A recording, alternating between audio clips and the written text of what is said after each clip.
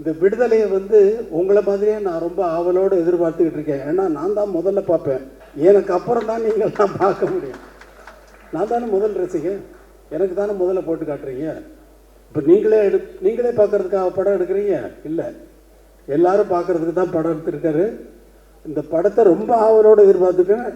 எல்லாரும் எதிர்பார்க்கறது வந்து ஃபஸ்ட்டு பார்ட்டை நினச்சிக்கிட்டு செகண்ட் பார்ட்டில் இப்படி தான் வரும்னு எதிர்பார்க்காதீங்க. அவர் வேறு ரூட்டில் ட்ராவல் பண்ணுறாரு.